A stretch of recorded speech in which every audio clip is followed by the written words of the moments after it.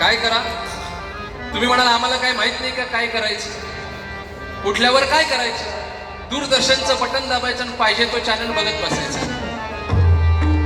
आता राहिलंय काय? नाही. ज्या देवाने आपल्याला हा नरदेह दिलाय त्या देवाचं एकदा तरी नाव घ्या हे सांगण्यासाठी वासुदेव येतो. म्हणजे सकाळी एकदा नाव घेतलं की दिवसभर काही पण करायला मोकळा, असं नाही बरं का? ज्या देवाने आपल्याला देह दिलाय, ज्या देवाने आपल्याला हा नरदेह दिलाय त्या देवाचं एकदा नाव घ्या हे सांगण्यासाठी वासुदेव येतोय. सकाळी उठल्या उठल्या काय करायचं? वासुदेव सांगतोय, राम नाम स्मरा आधी, राम नाम स्मरा आधी, राम नाम स्मरा आधी, राम नाम स्मरा आधी, राम नाम स्मरा आधी, राम नाम स्मरा आधी, राम नाम स्मरा आधी, राम नाम स्मरा आधी, राम नाम स्मरा आधी, राम नाम स्मरा आधी, राम नाम स्मरा आधी, राम नाम स्मरा आधी. हा वासुदेव सांगतोय, दुर्लभ नरदेह जाणा, शतवर्षाची गणना, ज्यामध्ये दुःख यातना.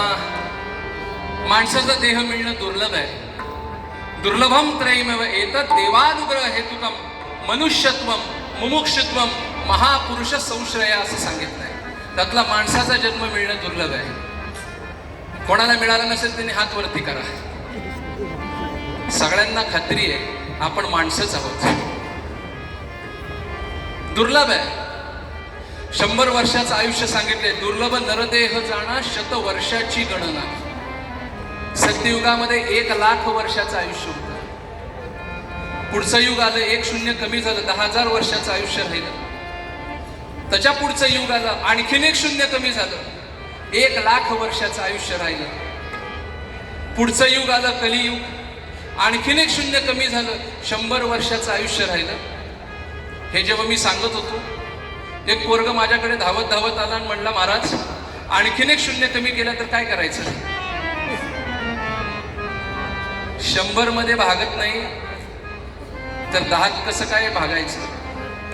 बालपण गेले नेणता, तारुण्य तशी विषय व्यथा, वृद्धपणी प्रवर्तनी चिंता, काय भजनासी उरले ते पाहे का.